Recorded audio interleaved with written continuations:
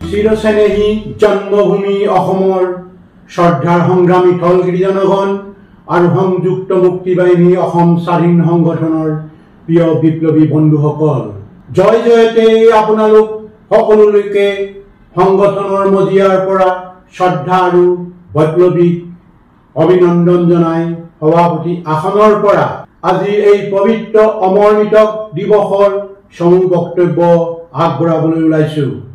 British আৰু মান ৰজাৰ দ্বাৰা স্বাক্ষৰিত হোৱা ইয়াণ্ডাবুৰ সন্ধিপত্ৰ পৰিপ্ৰেক্ষিতত সাৰ্বভৌম স্বাধীন অসমৰ স্বতন্ত্ৰ ৰাজনৈতিক অধিকাৰ লোপ পোৱাৰ আৰু পিছলৈ ঔপনিৱেশিক দখলদাৰী বাহিনীৰ দ্বাৰা অবৈধ আৰু অন্যায়ভাৱে ভাৰত ৰাষ্ট্ৰই অসমৰ স্বাধীনতা হৰণ কৰি আজিকোপতি যি নব্য উপনিৱেশিক শাসন শোষণ অব্যাহত ৰাখিছে, এই উপনিৱেশিকবাদক মষিমূৰ কৰি স্বাধীন অসমৰ হেৰুৱা গৰিমা পুনৰ উদ্ধাৰ আৰু পুনৰ প্ৰতিষ্ঠাৰ বাবে অসমীয়াই যিসকল বীৰ সন্তানে অসমৰ আজি আৰু কাইলৈৰ বাবে মুক্তি বিপ্লৱৰ যোগেদি নিজৰ নিজৰ জীৱন দি উপজা মাটিৰ সেৱা কৰি গ'ল, সেইসকলৰ অমূল্য ত্যাগ আৰু সন্মানক শ্ৰদ্ধাঞ্জলি জনোৱাৰ উদ্দেশ্যে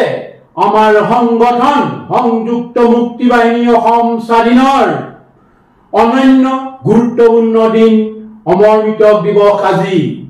শত সহস্ৰ অসম সন্তানৰ কলিজাৰ কেঁচা তেজেৰে সিক্ত মুক্তি বিপ্লৱৰ বুৰঞ্জীৰ পৃষ্ঠাত ২৭ জুলাই দিনটো থলগিৰি জনগণৰ মানস পটত চিৰস্মৰণীয় হৈ আহিছে। সংযুক্ত মুক্তি বাহিনী অসম স্বাধীন সংগঠনৰ লক্ষ্য উদ্দেশ্য নীতি আদৰ্শত অনুপ্ৰাণিত হৈ অদম্য সাহস আৰু নিভাঁজ দেশ প্ৰেমৰ অনুক্ৰম নিৰ্দেশন দাঙি ধৰা আজিৰ এই অমৰ মৃতক দিৱসৰ ৰক্ত ৰঞ্জিত পবিত্ৰ দিনটোত সংগঠনৰ শীৰ্ষতম নেতা বিষয়াৰ পৰা কনিষ্ঠতম মুক্তি সেনানীগৰাকীৰ উপৰিও যিসকল সাধাৰণ থলগিৰি জনগণ ঔপনিৱেশিক ৰাষ্ট্ৰ সন্ত্ৰাসৰ বলি হৈ মৃত্যুক আঁকোৱালি ল'ব লগা হ'ল, সেই প্ৰতিগৰাকী অমৰ মৃতকৰ আত্মবলিদানক কৃতজ্ঞতাৰে সোঁৱৰি গভীৰ শ্ৰদ্ধাঞ্জলি অৰ্পণ কৰিছো। তেখেতসকলৰ স্মৃতিত শিৰণত কৰি সন্মান জনাইছো, সোঁৱৰিছো তেখেতসকলৰ অসীম সাহসৰ কথা। সোণহেৰীয়া বুৰঞ্জীয়ে হাত বাউলি ৰিঙিয়াই থকা অসমৰ আজন্ম ৰাজনৈতিক অধিকাৰ পুনৰ প্ৰতিষ্ঠাৰ হকে অন্যায়ৰ বিৰুদ্ধে ন্যায় ধ্বজা উৰুৱাবলৈ অনিবান প্ৰতিৰোধী মুক্তি বিপ্লৱৰ শত্ৰুৱে কালিলৈ যোৱা শত শত বীৰ অসম সন্তানৰ গৌৰৱান্বিত পিতৃ মাতৃ তথা পৰিয়াল পৰিজনক সমবেদনা জ্ঞাপন কৰিছো, প্ৰণিপাত জনাইছো। তেখেতসকলৰ অমৰ ত্যাগ লগতে চিৰঘূণীয়া হৈ দুৰ্বিহ জীৱন নিৰ্বাহন বাস্তৱতাক মানি সত্য জয়ৰ বাবে অপেক্ষাত থকা সকলৰ আশু আৰোগ্যৰ কামনা কৰিছো। সেই সুবাদতে যুদ্ধবাজ ঔপনিৱেশিক ৰাষ্ট্ৰৰ ভেৰণীয়া বাহিনীয়ে অন্যায় তথা স্বৈৰাচাৰীভাৱে যিসকল মুক্তিকামী জনগণক অসমৰ বিভিন্ন কাৰাগাৰত আজিকোপতি বন্দী কৰি ৰাখিছে, তেওঁলোকলৈ সহমৰ্মিতা জনাই বিনা তত্ত্বে মুক্তিৰ দাবী জনাইছো। পৃথিৱীৰ প্ৰত্যেক জাতিয়ে নিজ জন্মভূমিক বুকুৰ হুনিতেৰে ভাল পায়। বিশ্বৰ প্ৰতিটো স্বাধীন চিতীয়া জাতিয়ে কেঁচা তেজৰ বিনিময়ত নিজৰ জন্মভূমি তথা দেশৰ সাৰ্বভৌম স্বাধীনতা অক্ষুণ্ণ ৰাখিবলৈ সক্ষম হৈছে। এই মুহূৰ্তৰ আন আন স্বাধীন মনা জাতিসমূহৰ দৰে অসমো তাৰ ব্যতিক্ৰম নহয়। বুৰঞ্জীৰ পাতে পাতে ই বিদ্যমান। আহোম শাসনৰ সময়ছোৱাত উত্তৰ-ভাৰতকৈ দিল্লীৰ শাসকে চলোৱা আক্ৰমণত অসমীয়াই ভাল পোৱা হেজাৰ বিজাৰ অসম সন্তানে কলিজাৰ কেঁচা তেজেৰে আই আচল তিয়াই অসমীয়াই গৌৰৱ উজ্জ্বল ঐতিহ্য অক্ষুণ্ণ ৰাখি গৈছে। কেৱল আগলৈ ৰণেতেই একেদিনাই প্ৰায় 10,000 থলগিৰি সৈন্যই নিজৰ জীৱন উৎসৰ্গাৰে উপজা মাটিৰ সাৰ্বভৌম স্বাধীনতা বজাই ৰাখিবলৈ সক্ষম হৈছিল। পৰৱৰ্তী সময়ছোৱাত ব্ৰিটিছ ঔপনিৱেশিক কালছোৱাত গংগা কোঁৱৰ, ধনঞ্জয় বৰগোহাঁই, পিয়লি ফুকন, পিয়লি বৰুৱা, জীউৰাম, দুলীয়া বৰুৱা আদি বহুতো অসমীয়াই বীৰ সন্তানে নিজৰ জীৱন উৎসৰ্গৰে স্বাধীনতা বিপ্লৱৰ বীজ অংকুৰিত কৰি নিবাজ দেশ প্ৰেমৰ চানেকি সৃষ্টি কৰি থৈ গৈছে। এইদৰে ব্ৰিটিছৰ অন্যায় অনীতিৰ বিৰুদ্ধে পথৰুঘাটত প্ৰায় 140 গৰাকী থলগিৰিয়ে প্ৰাণ আহুতি দিয়াৰ লগতে প্ৰায় 150 গৰাকী থলগিৰি আহত হয়। ব্ৰিটিছৰ ক্ষমতা হস্তান্তৰৰ পিছত উপনিৱেশিক ভাৰতে চলে বলে কৌশলেৰে অসমক তথাকথিত ভাৰতৰ সৈতে সাঙুৰি লোৱাত পুনৰ এবাৰ অসমৰ স্বাধীনতাৰ বেলি মাৰ যোৱাৰ উপক্ৰম হ'ল।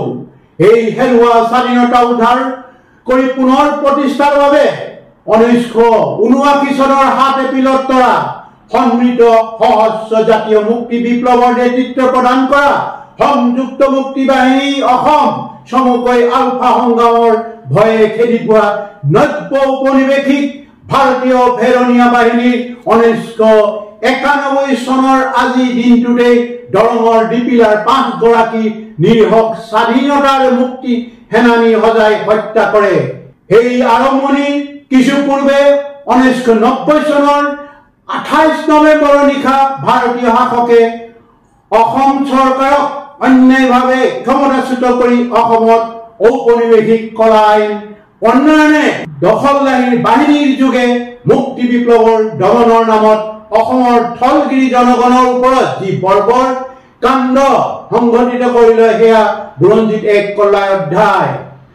উল্লেখযোগ্য যে আলফা দমনেৰে অসম ভাৰতৰ ৰাজনৈতিক সংঘাত সমাধান কৰাৰ উদ্দেশ্যেৰে ঔপনিৱেশিক ভাৰতৰ ভেৰণীয়া বাহিনীয়ে চলোৱা অপাৰেশ্যন বজৰঙত ঔপনিৱেশিক ৰাষ্ট্ৰৰ সামৰিক অস্ত্ৰাগাৰত সঞ্চিত সেই সময়ৰ সকলো প্ৰকাৰৰ আধুনিক অস্ত্ৰ শস্ত্ৰ আলফাৰ বিৰুদ্ধে প্ৰয়োগ কৰিও সফল হ'ব নোৱাৰা তাৰ প্ৰায় ছমাহৰ পিছৰ পৰাই পৰ্যায়ক্ৰমে Sherdil, rhino, cobra, golden bird, Bhutan all clear আদি অভিযানত দখলদাৰী বাহিনী আলফাৰ বিৰুদ্ধে অত্যাধুনিক সমৰাস্ত্ৰ বখজ ব্যৱহাৰ কৰিছিল। Cloud nine, blazing khukri, orchid, thunderstorm আদি সামৰিক আক্ৰমণে মুক্তি বাহিনী সেনানীৰ সকলৰ লগতে অনেক সাধাৰণ জনগণৰ জীৱন কাঢ়ি লৈ গ'ল। দখলদাৰীৰ শত্ৰুৰ পৰা উপজাতিৰ স্বাধীনতা ৰক্ষা কৰিবলৈ এইদৰে যুগে যুগে অসমীয়াই যোগ্য বীৰ সন্তানে বুকুৰ সুমিতেৰে অসমৰ মুক্তি বিপ্লৱৰ বুৰঞ্জীৰ পাঠত নিজৰ নাম খোদিত কৰা অমৰমিতক সকলৰ নাম চিৰকালৈ উদ্দীপ্ত হৈ থাকিব। শেহতীয়াকৈ যোৱা 13 জুলাই তাৰিখে পুৱতি নিশা ঔপনিৱেশিক ভাৰতীয় ভেৰণীয়া বাহিনীয়ে ম্যানমাৰস্থিত নগা অধিকৃত অঞ্চলৰ সংযুক্ত মুক্তি বাহিনী অসম স্বাধীন সংগঠনৰ একাধিক চলমানি শিবিৰত অত্যাধুনিক প্ৰযুক্তিৰ আত্মঘাতী ড্ৰোন, যুঁজাৰু বিমানৰ পৰা মিছাইল আক্ৰমণ তাৰে জ্বলন্ত উদাহৰণ। যি আক্ৰমণত আমাৰ সংগঠনৰ নিম্ন পৰিষদৰ সন্মানীয় সভাপতি জেনেৰেল নয়ন অসম, সহবিত্ত সম্পাদক মেজৰ জেনেৰেল গণেশ অসম আৰু সামৰিক সদস্য ত্ৰিকেন্দ্ৰ অসমে অমৰমিতক বৰণ কৰিব লগা হয়।